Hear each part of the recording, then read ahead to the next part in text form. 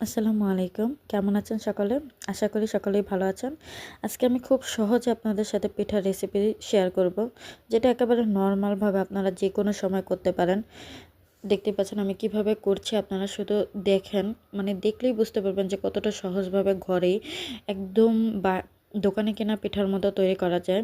চিতই পিঠা কিন্তু আমরা সকলেই খেতে খুব পছন্দ করি, কিন্তু বানানোর হয়তো সবসময় পারফেক্ট হয় না। এর জন্য আমরা ঘরে বানিয়ে খেতে পারি না। তাই আমার মতো আমাকে একটু ফলো করে দেখেন যে আমি কিভাবে করছি। দেখবেন আপনারা ঠিকই মানে পারফেক্ট একটা পিঠা তৈরি করতে পারবেন।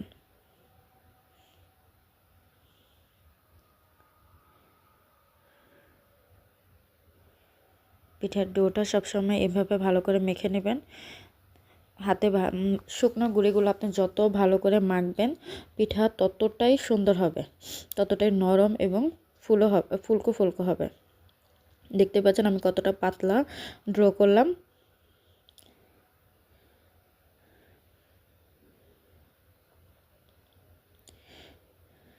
আপনারা যারা বাইরে থেকে দোকান থেকে শুকনো গুঁড়িটা কিনে আনবেন, তারা এই পর্যায়ে গুঁড়োটা ভিজিয়ে আপনারা প্রায় আধা ঘন্টা থেকে 1 ঘন্টা রেখে দেবেন।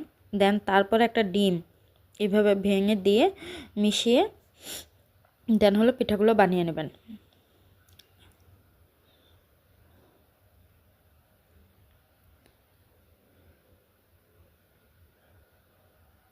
পিঠা বানানোর আগে আপনাদের কড়াইটা ভালো করে গরম করে নেবেন। চেক করবেন যে কড়াইটা ভালো করে গরম হয়েছে কিনা। দেখতে পাচ্ছেন আমি একটু পানি ছিটা দিয়ে চেক করে নিলাম কড়াইটা কীরকম গরম হয়েছে।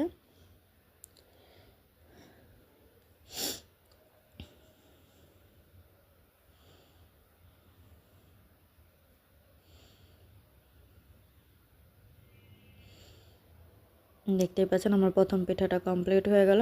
আমি কিন্তু পিঠাগুলো বানিয়ে রাখতে পারছিলাম না, আমার পিঠাগুলো খাওয়া হয়ে যাচ্ছিল।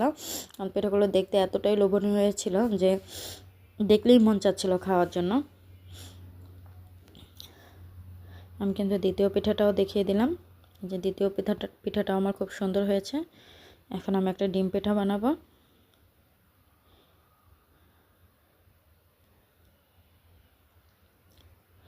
তারপরে আমি আস্তে আস্তে বাকি সবগুলো পিঠা বানিয়ে নেব।